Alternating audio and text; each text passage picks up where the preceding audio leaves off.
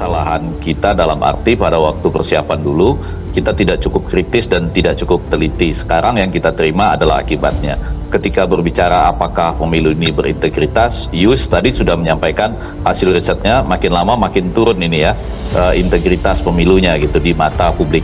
Pakar komunikasi Effendi Ghazali menegaskan pentingnya menjaga integritas proses pemilihan umum 2024, terutama dalam pengamanan surat suara dan logistiknya. Effendi menyampaikan bahwa upaya tersebut merupakan langkah antisipasi untuk menghindari potensi gangguan yang tidak diinginkan selama pelaksanaan pemilu 2024. Tapi saya mau menyampaikan 3 hal itu adalah yang pertama, kalau itu ada film Dirty Vote, sebetulnya kami secara kualitatif menemukan banyak sekali persoalan dirty social aid. Jadi persoalan bantuan sosial ini ya, dulu saya sempat ribut serius untuk mengatakan harus ada datanya secara nasional itu kapan bantuan sosial ini ada di daerah mana, apakah digunakan secara gamblang buat kepentingan elektoral misalnya. Ini kan saya tadi baca di Kompas juga kalau nggak salah ya, begitu besar orang yang menerima bantuan sosial dalam pemilu ini ya, dan kemudian apa akibatnya. Effendi juga menilai penyaluran bantuan sosial menjelang pemilu merupakan tindakan yang akhirnya menjadi permasalahan di masyarakat. Meskipun bansos memang dibutuhkan oleh masyarakat, ia mengatakan penyaluran bansos ini baik, namun jika dipolitisasi akan menjadi masalah. Bansos sejak awal dibutuhkan, tetapi memang tidak bijak jika akhirnya harus dikaitkan dengan paslon tertentu.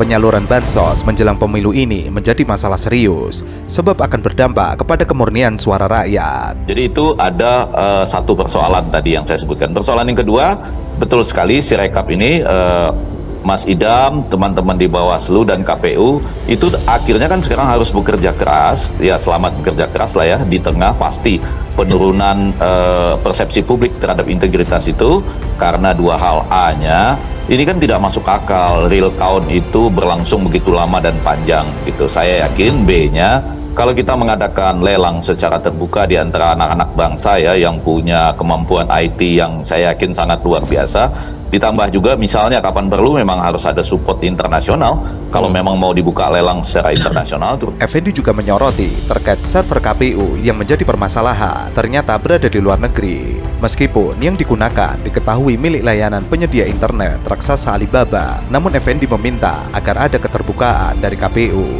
Karena bisa jadi server tersebut memungkinkan celah kerawanan keamanan cyber pada aplikasi milik KPU tersebut.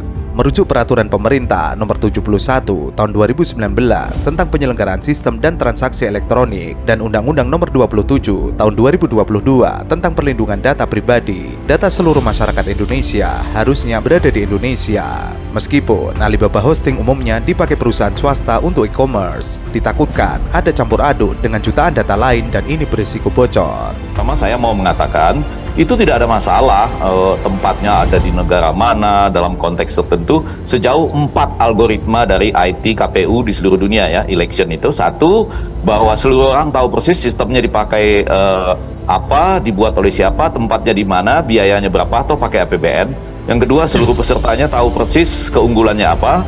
Yang ketiga, kelemahannya apa, dan kemudian ada update-nya ya secara berkala selama misalnya 6 jam sekali. Kalau itu ada, harusnya saya yakin Iqbal dan para pemirsa 2 kali 24 jam sudah selesai itu yang namanya Sirekap.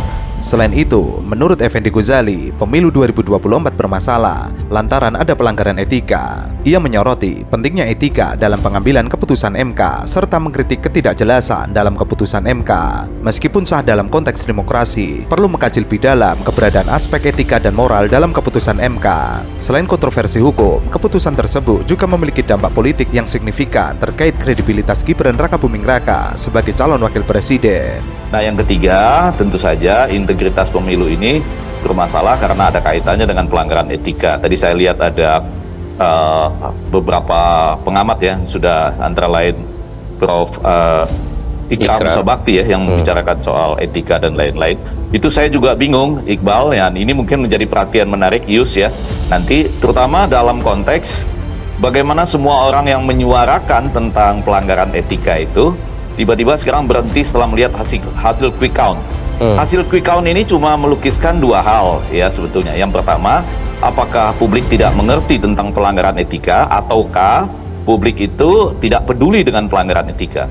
Dengan kritik yang muncul terhadap keputusan MK, proses pemilihan presiden menjadi semakin kompleks dan diperdebatkan. Maka hal itu pentingnya prinsip-prinsip etika dan moral yang harus dijunjung tinggi dalam pengambilan keputusan hukum untuk menciptakan keadilan di masyarakat. Sementara seluruh guru besar Civitas Akademika yang peduli terhadap pelanggaran etika harusnya tidak boleh diam atau berhenti ketika sudah keluar hasil quick count. Jadi kurang lebih secara kualitatif 3 hal itu, Iqbal dan para pemirsa, yang membuat pemilu ini mengalami penurunan integritasnya dan makin lama makin turun, saya rasa Yus ya, di mata publik, dengan segala yang harus diperbaiki bersama dengan kerja keras Mas Iqbal dan semua teman-teman yang lain.